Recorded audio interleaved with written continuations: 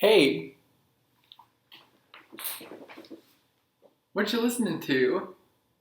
Um, you know, I don't think you'd be too into it.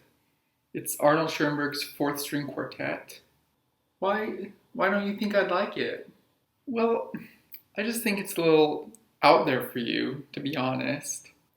Hey now, I just got done listening to the top 100 classical music pieces for Halloween.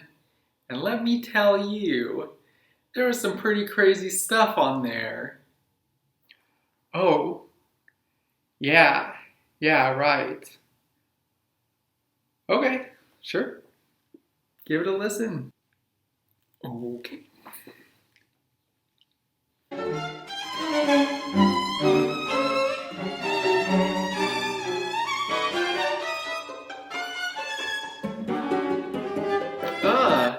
Uh, what is this? Take it back. That's not music. That's just noise. Just pure noise is what that is. That doesn't even make sense. Well, you know what they say. If you can't stand the heat, get out of the kitchen. Heat is right. You need to burn that CD right now. And I don't mean burn the tracks onto another CD. I mean toss it in the fire. Okay, well, that's going a bit far, don't you think? If you're not careful, that music is going to be the end of Western civilization as we know it. Okay. That's a bit unnecessary. You're unnecessary, and so is that music.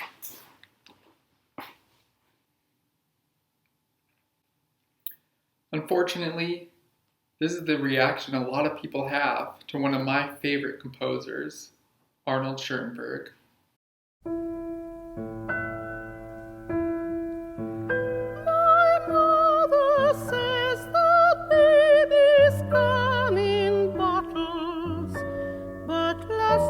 She said they grew on special baby bushes. Hello everyone, and welcome to Curated Classical. Today we're going to be talking about the Austrian composer and inventor of the 12-tone system, Arnold Schoenberg. Unlike the music of Debussy or Stravinsky, whose musical language is generally acceptable to people today, the music of Arnold Schoenberg is still thought to be quite shocking and impenetrable by many people who listen to it. Being the first major composer to explore the idea of music without a harmonic center, tonal, modal, or otherwise, he is somewhat an anathema, even in certain classical music circles. Even 70 years after his death. Many people are still even reluctant to call Schoenberg's music at all.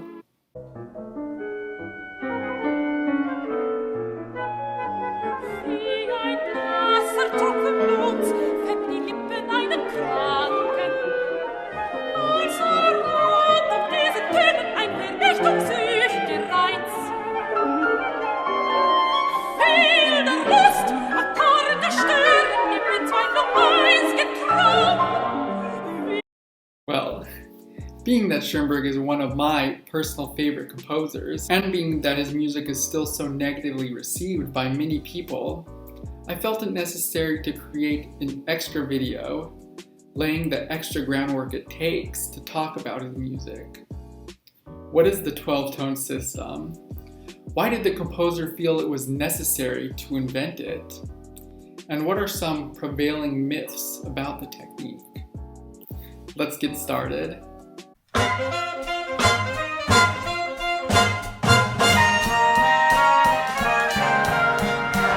Most of the music we listen to on a day-to-day basis is written in a key, or in a mode. That is to say, the music is written using the notes of a certain scale, either a major or minor scale, or a modal scale of some sort.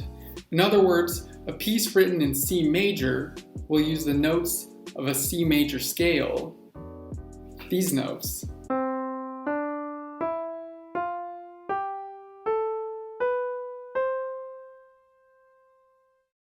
A C major scale has 7 different tones. But if you play C major on a piano, you'll notice that you skip a bunch of notes that are not part of the C major scale. But if on the piano you play C to the next C up, and you play all the notes in between, you get a different scale. You get the chromatic scale.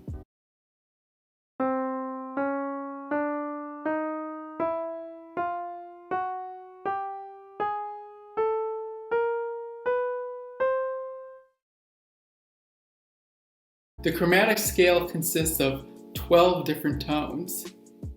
These 12 tones are the 12 tones of the 12-tone system. Stop, stop, stop. That's too many 12s for one sentence. Okay, yeah, sure, whatever.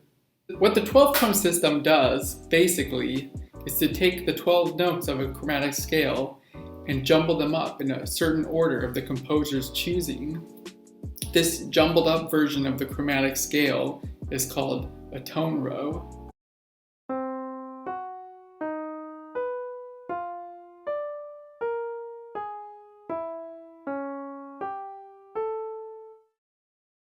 And then, as the theory is described, each note of the tone row is used in the piece in the order that was chosen by the composer.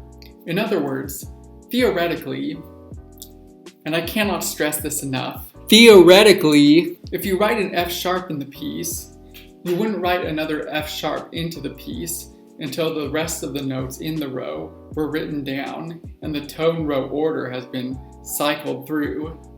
The tone row can also be used backwards, it can be used upside down, it can be used backwards and upside down, and it can also start on any note as long as the intervals between each note are kept the same. On paper, at least, this sounds so limiting, predetermining the order of notes in your piece from the outset. So why did Schoenberg feel the need to come up with this system when the tonal system, or something similar to it, seemed to work just fine? Well, it has to do with the history of German classical music, its development, and its trajectory at the time that Schoenberg entered the world of music.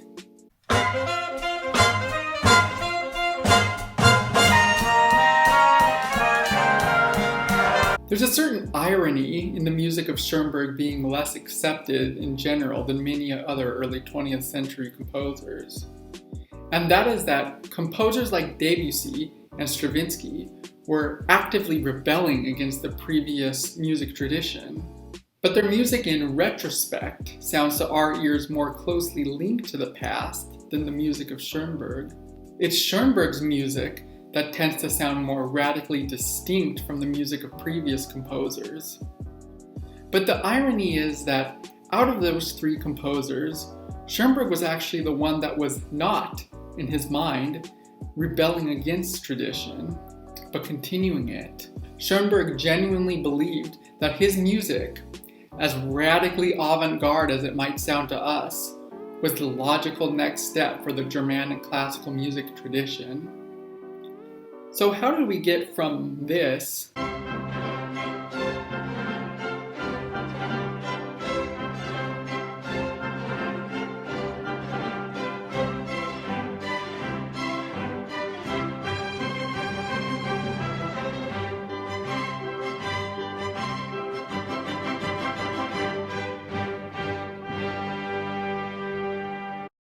to this?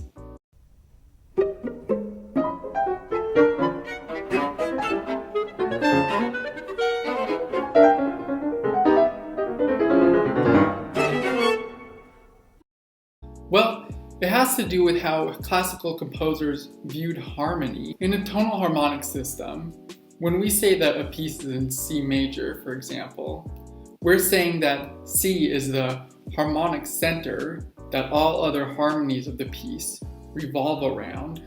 C is like the home base. The further away from C the harmony gets, or in other words, the further away from home the harmony gets, the more harmonic tension is created. The closer the harmony comes back to C, the more this tension finds a sense of resolution. Theoretically, the harmonic goal of a classical music piece, broadly speaking, is to travel away from the home key and then to eventually come back to it, creating a satisfying sense of going away and returning that simulates the motion of a journey. Metaphorically, you can in fact think of this harmonic journey as a typical day in your own life. On most days, we start in our home. We might go out, do some shopping, hang out with friends, and eventually we come back home. This sort of mirrors the going away from the home key and coming back to it that the harmony in a classical piece of music does. This harmonic principle of going away and returning to home can be true both on the macro level of the entire piece, but also on the micro level, at the level of the individual phrases. In a piece of classical music, the harmony travels to other keys besides C, but also within the key of C, there are also varying points of being closer and further away from the center. This can be illustrated by the beginning of this Mozart divertimento in F major. Listen to just the beginning phrase, how it goes away from home briefly and then comes back.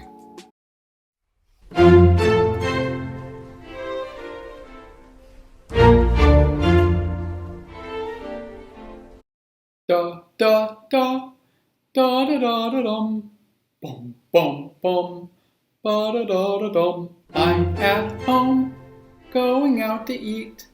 I just ate, now I'm back home. Keeping this metaphor in mind, there are two parts to going away from your house or your home. There's the time spent in another place, but there's also the time spent traveling to that other place. The same is true of music. In music, the time spent transitioning between the keys is analogous to the travel time of going from place to place. This transition time is a brief period where the music sounds harmonically less stable until it reaches its next destination. Going back to that same Mozart piece, let's listen to one of these transitions. I'll highlight the sections as necessary.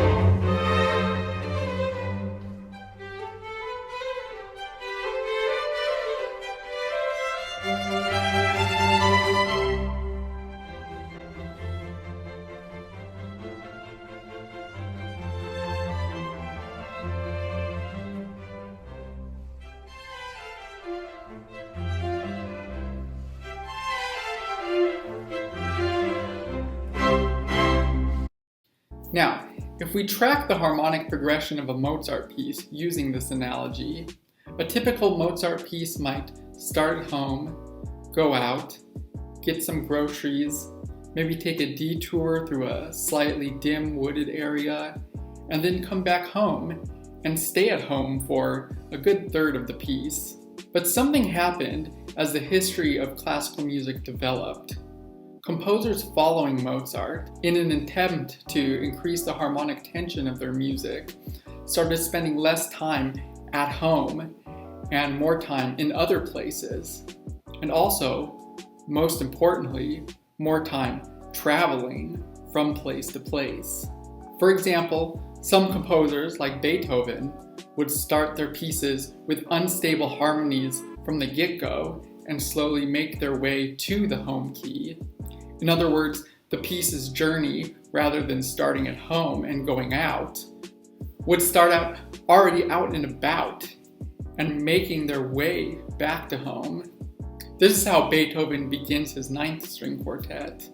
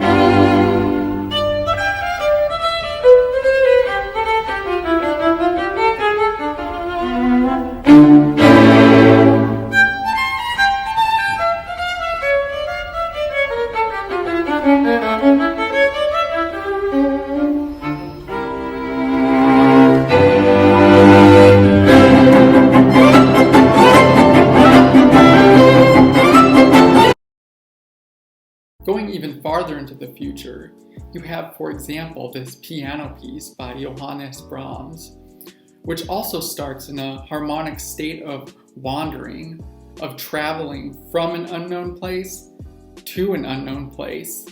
And when it finally does reach a stable harmony, it's not the home key, which in this case would be B flat, but it's the relative minor counterpart to B flat, G minor.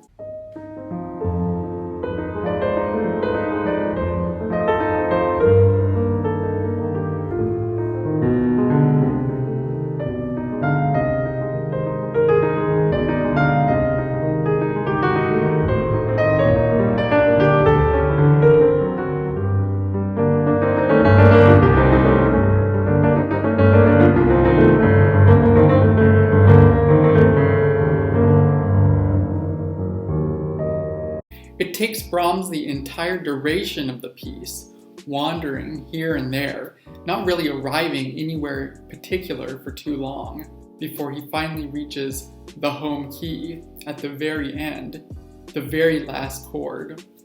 If you get the chance, I encourage you to listen to this whole piece, which is only about 2 minutes. But it's a great little example of how 19th century composers, especially those of the Germanic tradition, were spending less time in one place or another place, but more time traveling. This whole piece is like one big transition from a vague somewhere and finally making its way to the home key. And then you have a piece like Tristan and Isolde, the touchstone opera by Wagner, that shook the 19th century classical music world to its core. Here, it's impossible to tell where home is even, or where any other places might be. The opera is in a constant state of vaguely touching on other harmonic areas, but always somehow being between them.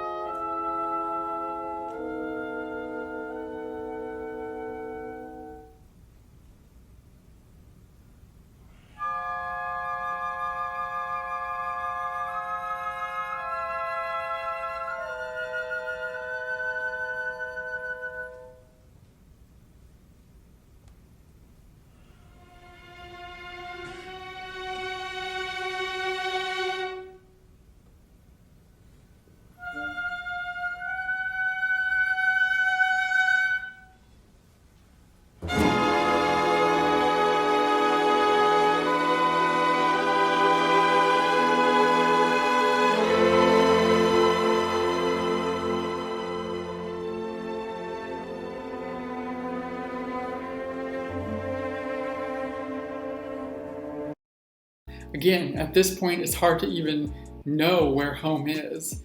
It's like a case of musical disorientation.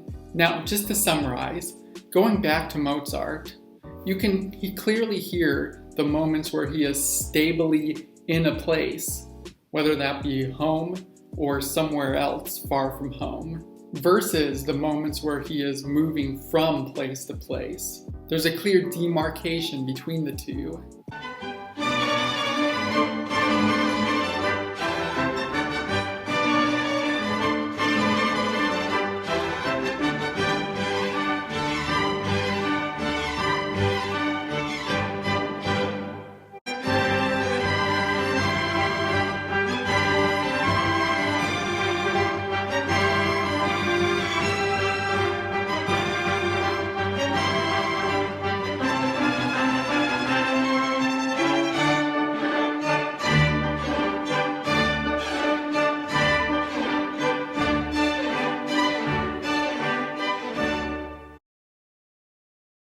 Now compare that to this piece, a song by the young Arnold Schoenberg, where the lines between being somewhere and going somewhere are completely blurred.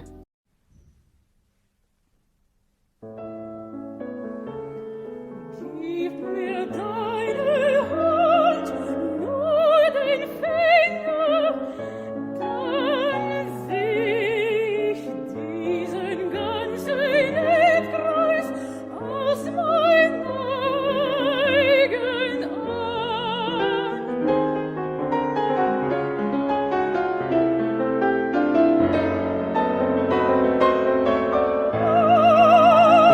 Wie blüht mein Land, seh mir doch nur an, dass es nicht uns über die Wagen in die Sonne kommt.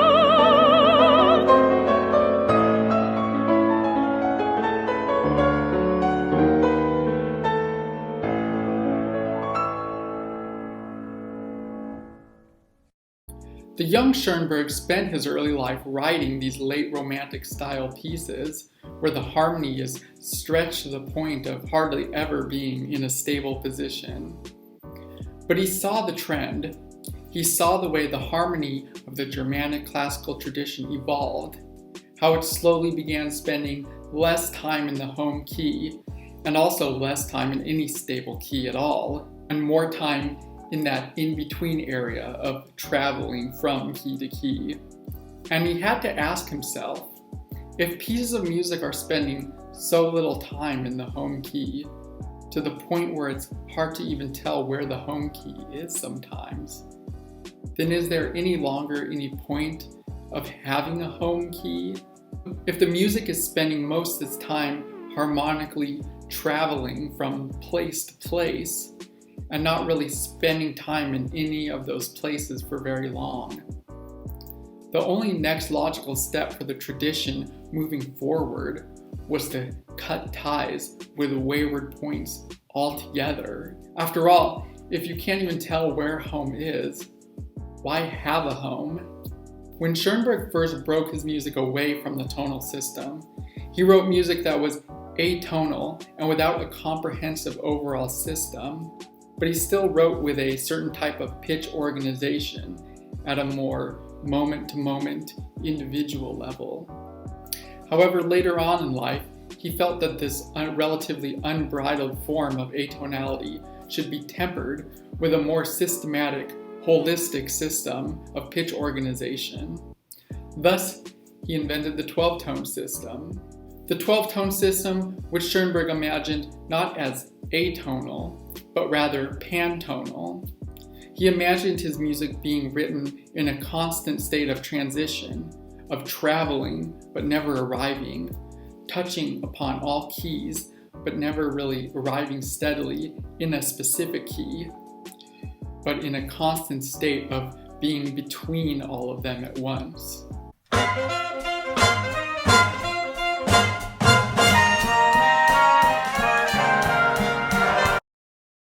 So going back to the 12-tone system, the 12-tone system has gotten such a bad rep, partly because of the way it's taught.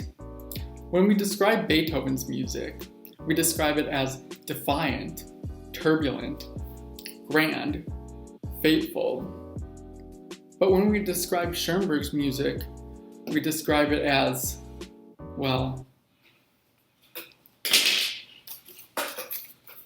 music in which the 12 tones of the chromatic scale are put in a certain order, and none of the tones can be repeated until the row is cycled through.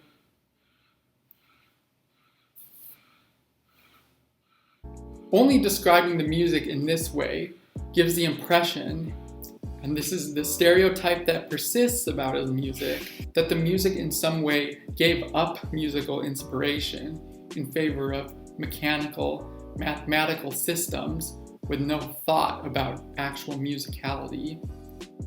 In this stereotype, one imagines Schoenberg as a composer slavishly bound to the theoretical system he created.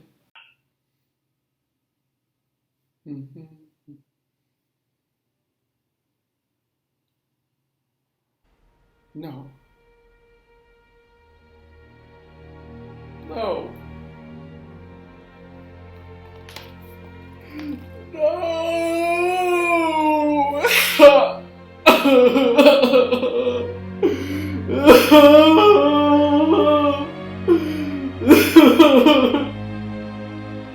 Schoenberg, what's wrong? This melody I'm writing. It would be perfect if the next note were an F. But the next note in the tone row is F sharp. I can't write an F. The next note is an F sharp. The problem with this is that all music has theory behind it. I can just as easily describe tonal music in dry theoretical terms as well. Hello, class. Today, we're going to talk about the 7-chord system of Mozart. So basically, there are 7 chords, and you put them in the right order. Well, that's basically it. That's what it is. The order is 1, and then after 1, you can basically write whatever you want, but then, after that, if you write a 4 next, then the next one is 5, okay? If you write a 5 next, the next one has to be 1. If you write a 2 next, the next one has to be 4, okay? It's the chords in the right order. Now I have passed out a Mozart piece to all of you guys. I want you to look at that Mozart piece and count all the 1 chords, count all the 4 chords, count all the 5 chords, and notice how they are in the right order, okay?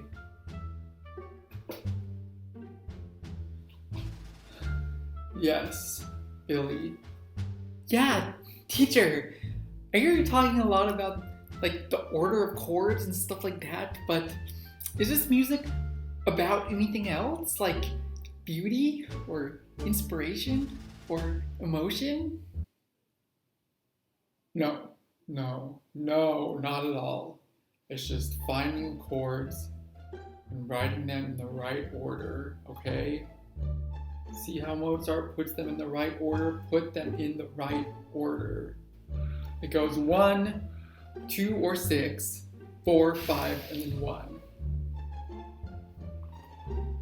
Oh, what about 7 chords? 7 chords are before 5. No, after 5. No, just don't write 7 chords, please. What about 3 chords? We don't talk about 3, okay? The thing is, though, art doesn't exist in theory. Music exists, not in theory, but in the ways that composers manipulate and push against the boundaries of the theory. The theory only exists as a general framework, and Schoenberg's music is no different. His music is no more slavishly devoted to the mechanics of 12-tone music than Mozart's is to the rules of tonal harmonic progressions. After all, honestly, Does this sound academic, mathematical, uninspired, or robotic?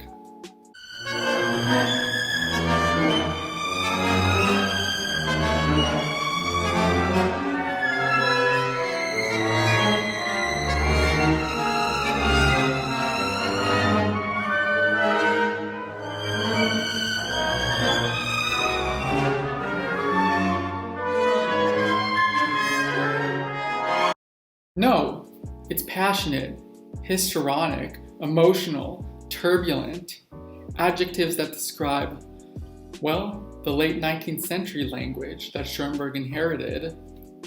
And put back to back, you can see on an aesthetic level the genetic ties between Schoenberg's music and the music of his artistic parental figures.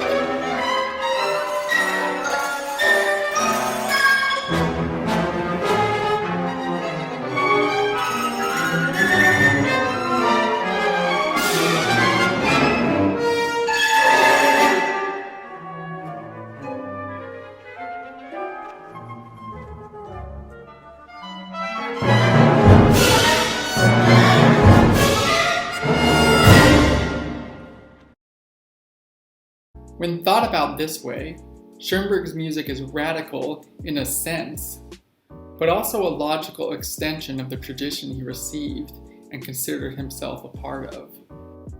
In fact, the generation of 12-tone composers who came after Schoenberg, like Boulez and Stockhausen, thought just that his music was old-fashioned and traditional.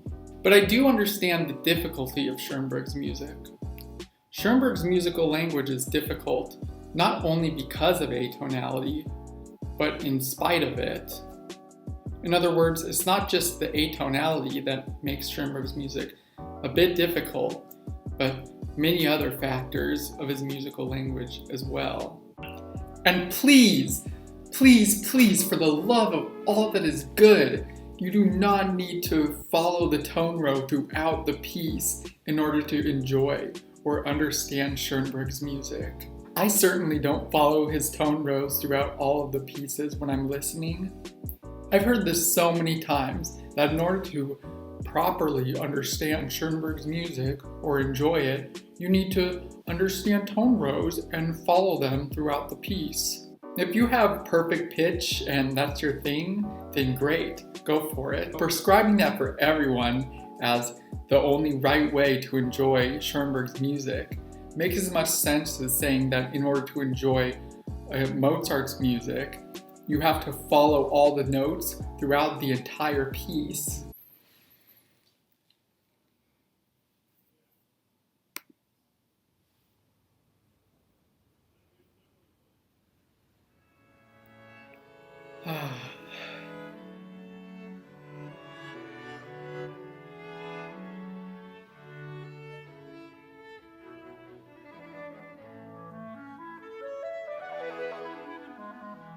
C sharp, B, A, B, C sharp, D, F sharp, G sharp, G sharp, A, F sharp, A, E, D, C sharp, D, C sharp, C sharp, E, G sharp, C sharp. Bro, what are you doing?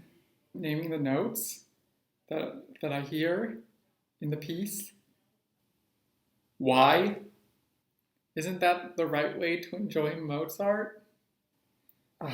No, you do not need to literally name every single note to get pleasure out of Mozart's music. Are you listening to music or taking an exam? I thought that's how you enjoyed Mozart's music. All you have to do is listen to the melodies, listen to the beautiful way the lines are moving against each other, the harmony, the color, the texture, just like you would any other music. The same is true with Schoenberg's music. But now that we have taken the time to lay the groundwork for the 12-tone method, why it came about, and where Schoenberg was coming from, in the next video, we'll look at the actual music of the composer, what makes it difficult, and what makes it great, and why I love it. If you like this video, please remember to hit the like button, hit the subscribe button, click the notification bell, and I'll see you in the next video. Goodbye.